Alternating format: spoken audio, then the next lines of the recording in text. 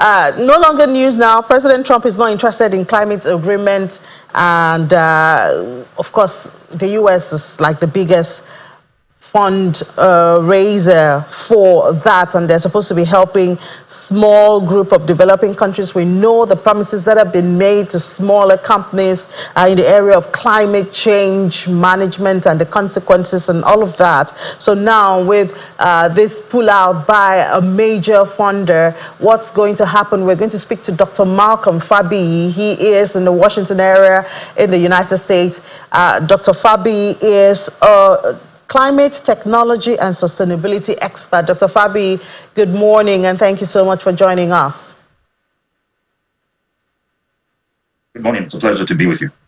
Great. So I don't think the world is surprised that President Trump is not in agreement with the climate issues. He expressed this during his first term, but did it come as a surprise that the U.S. is now out of the Paris Climate Agreement?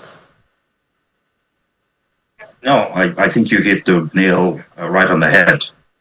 This was something that Mr. Trump did in his first term, and therefore it was really not a surprise to anyone that one of the first things that his administration has done is to pull the U.S. out of the Paris Climate Accord.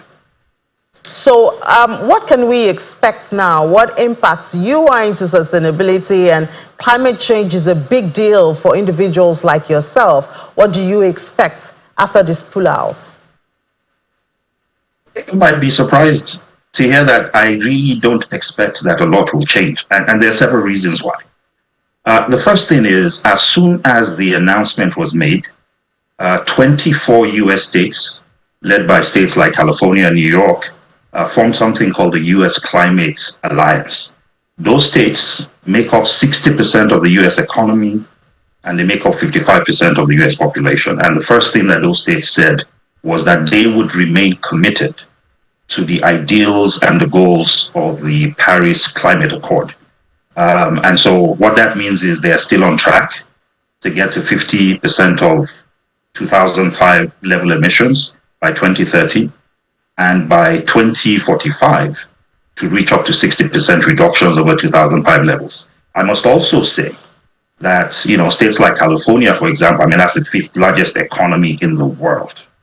New York, which is also part of this 24-state alliance, is the 10th largest economy in the world. So one of the things that you will find is that, at the end of the day, a nation makes commitments, but it is also the sub-nations within that nation, the ones that are actually consuming energy, generating commerce, because at the end of the day, climate emissions, carbon emissions come from the use of energy, and you're using energy to generate economic growth.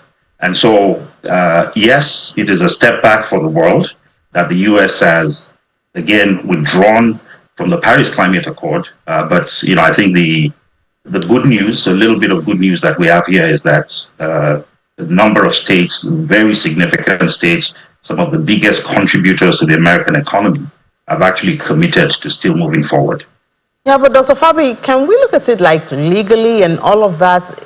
Can that work successfully, that the country pulls out, but states in the country still go ahead with the funding and participation?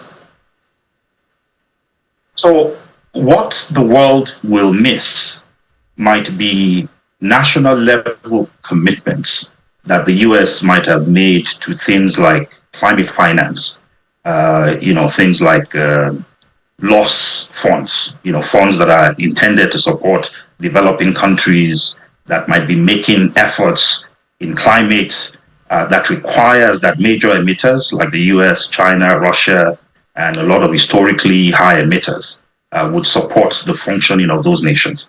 But at the end of the day, the most important thing about climate change is that you want to prevent carbon emissions.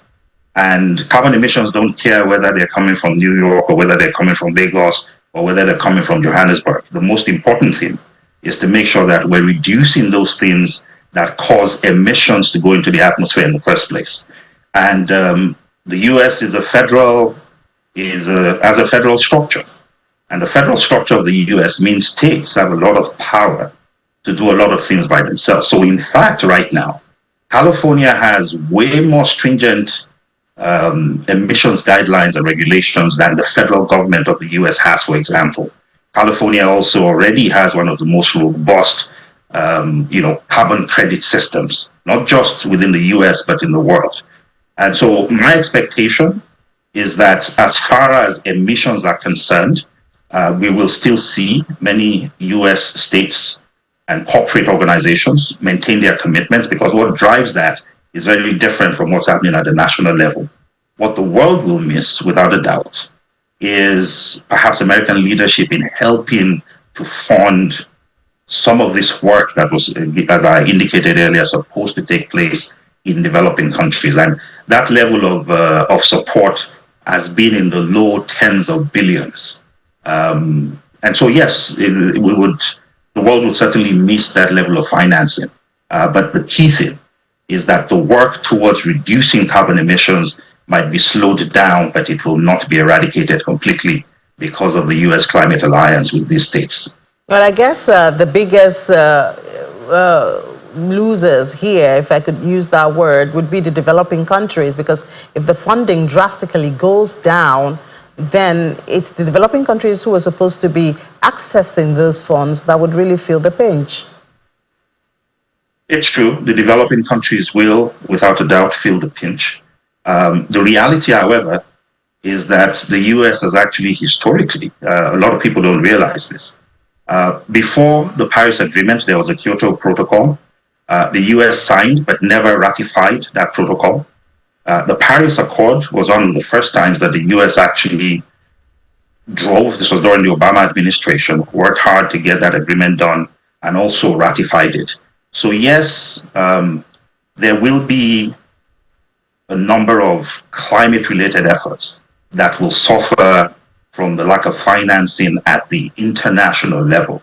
But the truth of the matter, again, is that the US was never historically the largest contributor to the climate finance globally. Other nations, the European nations, for instance, are taking a bigger lead in that type of financing. Canada had always taken a bigger lead in that type of financing. Global climate financing had always been an issue of political contention within the US. So in terms of funding, I don't think there would be much that is missed. It would be reduced, but I still believe that a lot of the work that needs to be done in terms of financing, a lot of the work that the developing nations are undertaking can still be met by the commitments that other nations have had. And I think, again, as I indicated earlier, the most important thing is that in terms of whether or not the world will be able to meet the target that we've set in the Paris Agreement, which is to reduce emissions to a level that allows us to ensure that we don't exceed the 2 degrees Celsius increase in global temperatures that would lead to significant catastrophic effects. The fact that you have this alliance in the US that is taking action in spite of what the federal government is doing is going to help us meet those targets. Perhaps it might delay those targets, but certainly, it will certainly help us ensure that we continue to see action towards reducing global emissions. All right, Dr. Faibi, thank you so much for your time and your views this morning. Dr. Malcolm Faibi is a climate technology and sustainability expert. Thank you. It was a pleasure to be with you.